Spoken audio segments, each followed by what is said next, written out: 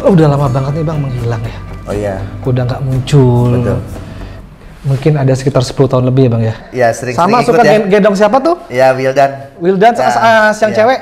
Yang Nada yang sekarang di Pramugari. Iya, Nada sekarang udah berapa Nada Bang? Nada sekarang udah 22 ya. Nah aku taunya itu Bang. Iya nggak apa-apa. Terus, nah itu kemana sekarang gitu loh?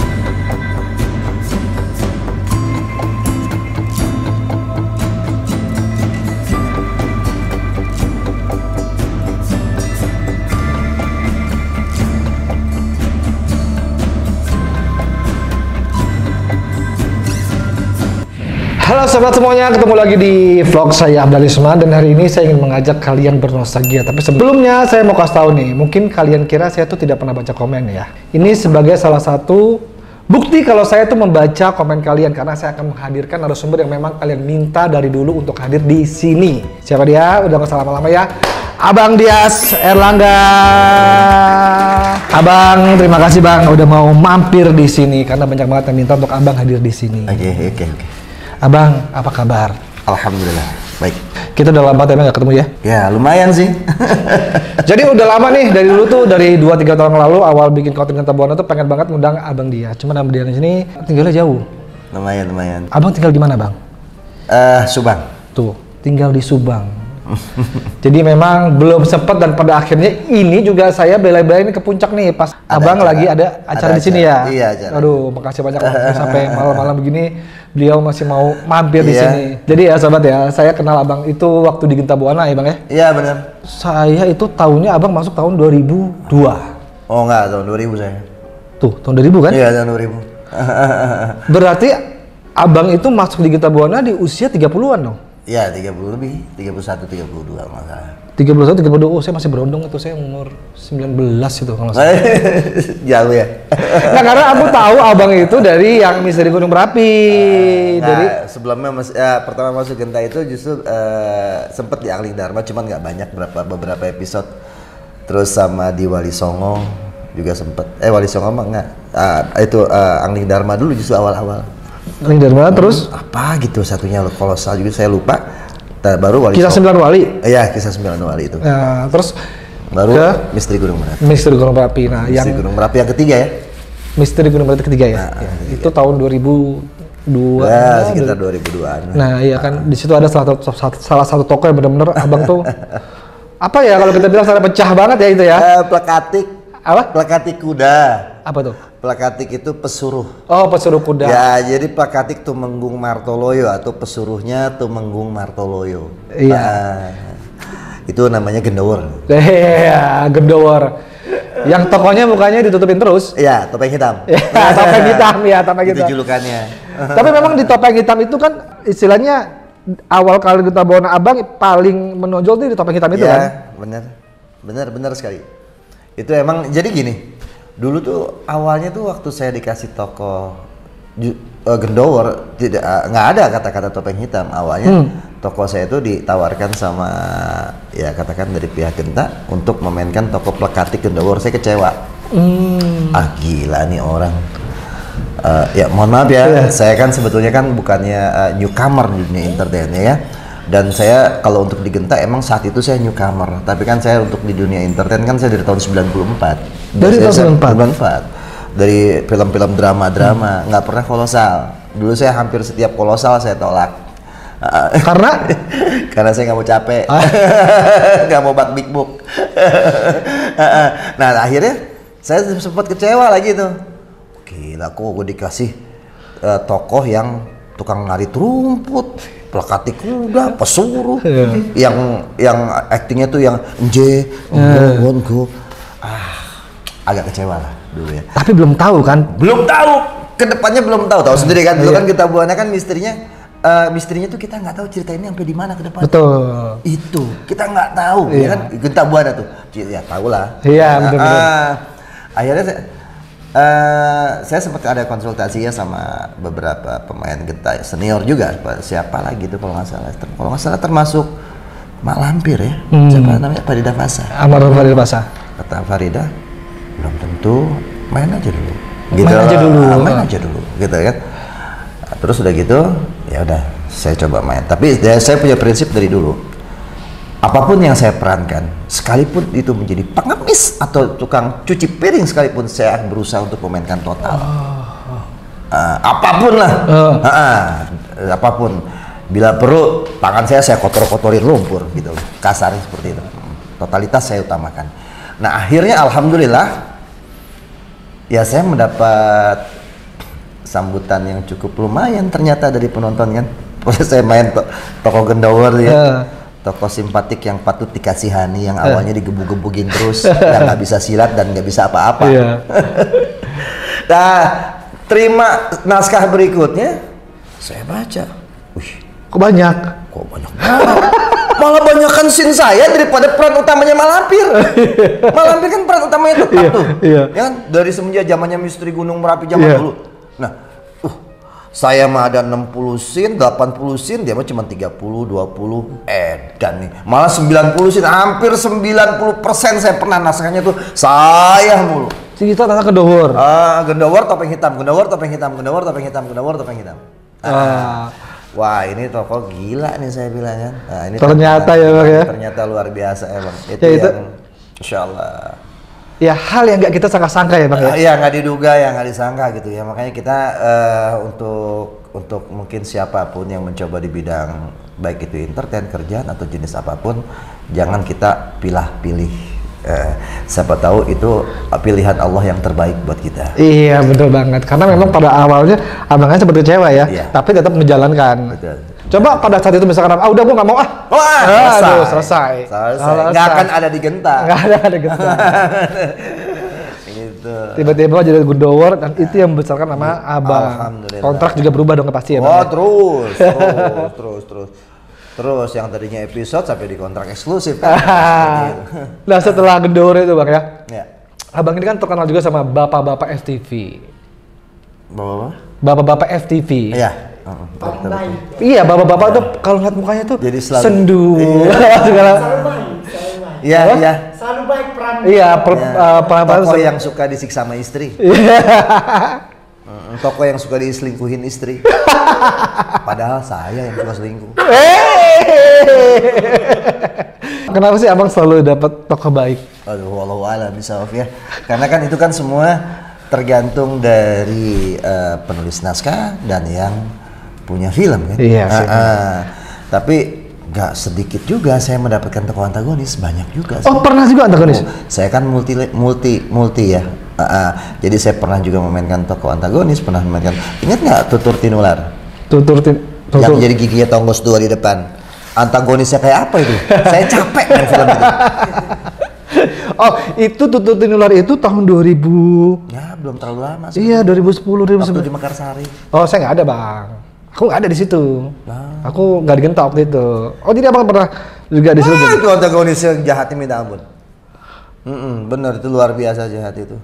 Jadi itu tokoh jahat yang rupanya itu bad face ya, jelek banget gitu ya. Jadi udah giginya Tonggos 2 gitu loh. Jalannya ngincet pincang gitu loh. Terus dengan mata yang licik gitu loh. Jadi karakter tuh bener-bener dimainkan banget gitu. Karena dulu ya saya diseleksi bener-bener emang sama sutradara India siapa ya dulu?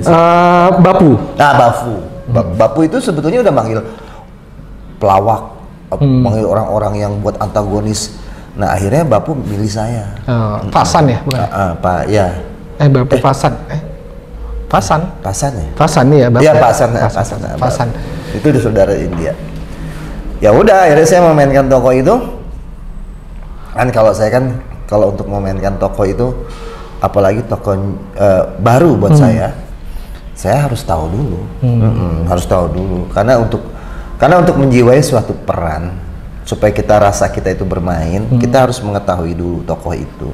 dari latar belakang tokoh itu gitu loh, karakteristik tokoh itu gitu kan, kita harus tahu dulu. Jadi saya bilang, Bapak tolong diceritain ini seperti apa sih gitu. Barulah tercipta tokoh, baru saya bisa memainkan secara total, insya Allah ya gitu.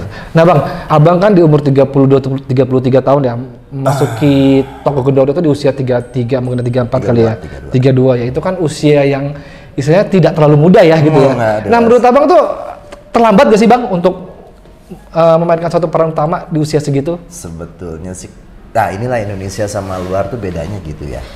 Kalau di luar, coba deh perhatikan, kalau di luar itu rata-rata justru peran utama tuh yang udah berusia di atas 30 tahun, bener nggak? Iya. Nah, beda sama di kita. Oh, di luar itu film Amerika, film India, Bollywood itu selalu di atas 30 Black tahun. Panther itu sebelum meninggal di umur 41 tahun. Makanya beda sama di Indonesia. Rata-rata Deadpool juga 40 tahun, terus Doctor Strange juga 40 tahunan. Peran utama terus loh. Iya. Nah itulah bedanya. Kalau di Indonesia kan selalu kan yang peran utama itu ya anak-anak 17 tahun, ABG dan sebagainya ya. Karena kalau saya pernah dulu belajar ya katakan sedikit menggali ilmu dengan Pak Steve itu Teguh Karya di Kebun Pala 5 ya. Itu sama, Pak Teguh Karya itu bilang begini, saya kalau cari pemain untuk peran utama tidak akan pernah untuk memilih di bawah usia 27 tahun, minimal 27. Saya tanya, kenapa Pak Teguh? Karena kalau di bawah usia 27 itu karakter wajahnya masih belum jelas, belum terbentuk secara gimana ya, masih bisa ya gaya-gaya ABG gimana sih? Gitu. Tapi itulah ya, namanya entertain kan dia tiap negaranya beda-beda ya. Beda-beda. Bang, nih abang kan udah lama banget nih Bang menghilang ya. Oh iya. Udah nggak muncul. Betul. Mungkin ada sekitar 10 tahun lebih ya Bang ya? Sama sekali tidak muncul tuh sekitar 5 lah. 4 biasanya sih suka ada bintang tamu aja sih. Yang di TV? Oh yang bukan yang di ya macam kayak di Antv gitu ya. Di Antv kan cuma bintang tamu kan beberapa. Ya maksudnya udah lama lah ya, maksudnya tidak eksis lah. Iya untuk eksis rutin sih emang udah ada sekitar 5 tahun lebih. Nah itu abang kemana aja Bang? Aduh gimana ya. Emang sih sebetulnya gini dulu tuh. Ini kalau saya bicara kemana aja, itu sama aja menceritakan saya tuh ada kebiasaan apa aja sih selain dunia seni peran kan gitu. Sebetulnya manusia itu kan diberikan kelebihan kan dari berbagai macam arah sebetulnya. Cuman kan kebetulan manusia ini kan disuruh memilih ya. Nah pada saat saya memilih menekuni di bidang acting atau seni peran ya saya enjoy. Begitu saya di sini terpuruk, tidak ada callingan lagi dan sebagainya karena sesuatu hal ya, wallahu alam, ya akhirnya saya mencoba untuk ya macam-macam lah. Kayak gitu seolah kayak saya mencari lagi. Akhirnya saya berusaha untuk membuat suatu tulisan, naskah tulisannya. Saya nulis terus saya juga sedikitnya saya ada bekal bagaimana untuk menyutradarai ya. Karena saya dulu juga setidaknya biarpun nggak banyak, saya pernah mendapatkan bimbingan dari Pak Steve, ya kan. Nah, akhirnya saya memberanikan diri untuk menyutradarai film rakyat. Film rakyat. Iya. Alhamdulillah mendapatkan sambutan baik. Tapi kan yang dari biasanya tuh abang tuh syuting apa segala macam tiba-tiba tidak ada callingan, tidak ada apa, itu gimana Bang ke abang sendiri, ke keluarga sendiri itu gimana Bang? Wah dampaknya luar biasa sih, luar biasa. Jadi ya masalah terutama masalah ekonomi ya.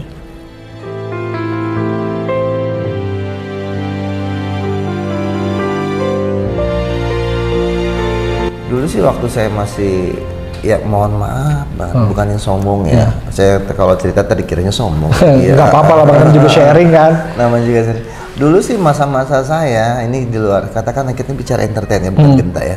Di masa saya dulu waktu awal-awal terjun di bidang entertain itu kan tahun 94. Masya Allah, itu kita kalau yang namanya lagi hoki, lagi beruntung ya, bukan kita yang ngejar duit yang ngejar kita. Sampai kontrak aja dibawa ke rumah, disuruh tanda tangan di rumah kontrak. Dulu tuh Bang? Saya pernah ngalamin begitu. Jam 6 pagi saya tanya sama istri saya, "Ma, itu siapa yang nungguin di luar?" "Dari Eksis Pak." "Mau ngapain?" "Bawa kontrak iklan buat Yakult." "Terus gimana? Suruh masuk nggak?" "Ya suruh masuk." Sampai ke rumah disodorin kontrak. nggak ada casting. Wow. Saya nggak berapa kali ngalamin iklan nggak ada casting, dia datang ke rumah. Honda motor GL Frost 160 cc, iklan Yakult, terus Mixa Grip, datang ke rumah. Bukannya saya ke sana. Bukan casting, bukan apa? Bukan apalagi casting. Saya pernah ngalamin hal yang seperti itu, ya kan? Nah, terus untuk sinetron juga sama. Jadi gini, kan awalnya saya tuh seni peran itu hanya hobi. Iya. Ya, karena saya dulu emang basically-nya saya di teater. Ada saya pernah berteater juga, dulu saya aktif di teater Ciliwung. Nah, saya pernah menggali sedikit ilmu di Kebon Pala 5 bersama Pak Stip ya, atau Teguh Karya. Ya udah, karena saya hobi, saya suka, ya sampai akhirnya menjadi sumber penghasilan. Nah, tiba-tiba itu membawa hoki buat saya kan. Wah, pollingan pemotretan lah, syuting lah, ya iklan lah. Ya waduh, itu waktu usia saya masih usia 25 26. Waduh, lagi mantap-mantapnya. gitu. Nah, akhirnya berjalan dengan seiringnya waktu lah gitu kan, ada Krismon. Nah, Krismon tuh udah mulai berkurang tuh, ya kan. Awal sih saya TVRI loh. Awal saya pemain TVRI, cerita akhir pekan dulu cerita. Nah, dari katakan ada tabungan, bahkan mobil pun saya ada. Apalagi motor ya. Sampai tinggal ya mungkin bisa dikatakan hanya roda 2 aja saat ini yang masih setia menemani saya. Motor. Dan itu ternyata berdampak dengan kehidupan saya pribadi, yang bisa dikatakan bahkan bisa pernah mengancam kehidupan rumah tangga saya untuk bubar. Ya bukan karena ada sesuatu gitu, ya karena ekonomi gitu. Karena faktor ekonomi. Tapi akhirnya saya mohon sama Allah, saya istiqoroh, saya ada coba konsultasi dengan seorang guru. Ya akhirnya guru saya bilang, sebentar Bang, berarti pada saat itu masalah ekonomi Abang, rumah tangga Abang terancam. Kalau nggak salah kan Abang lu sama Teteh ya, yang itu saya udah selesai. Kalau sama yang pertama itu sama mamahnya anak-anak yang pertama, nah, itu saya udah selesai. Itu emang saya karena seingat aku Bang, dia waktu lagi di Genta itu aku yang cerita ya. Iya, sering sama suka ya. gendong siapa tuh? Ya, Wildan yang cewek. Ya, Nada yang sekarang di Pramugari. Iya, Nada sekarang udah berapa Nada Bang? Nada sekarang udah 22 ya. 22 ya? 22 tahun. Udah di Pramugari udah sering terbang ke mana-mana. Sekarang kemarin Madinah rutenya, Mesir. Iya, soalnya waktu Abang kita syuting bareng ya. Ada Teteh, ada Abang bawa anak kan? Iya. Bawa anak tuh 3 ya Bang ya? 3. Ada yang masih digendong-gendong, yang digendong-gendong sekarang udah semester 6. Udah semester 6? Udah semester 6. Wow, udah gede. Udah tua ya. Udah tua ya. Nah, jadi yang pertama itu Abi udah kerja, udah nikah. Udah punya cucu Abang berarti? Belum. Kebetulan belum dikaruniain. Nah, yang kedua itu yang cewek yang cantik. Yang pertama, kalau yang cantik belum nikah. Yang cantik sih udah mau tunangan cuman nggak jadi sama pilot. Si siapa namanya Bang? Wanda Salsabila. Waktu kecilnya aja cantik lucu, banget. Gedenya saya kepoin di Instagram tambah cantik loh sekarang. Nanti Pik munculin ya Pik, fotonya Pik. Pokoknya yang anak keduanya itu si Nada itu jadi pramugari sekarang. Masya Allah. Soalnya tetehnya juga kan Pakistan ya? Iya, Pakistan. Nah, aku taunya itu Bang. Iya, nggak apa-apa. Terus, nah itu kemana sekarang gitu loh?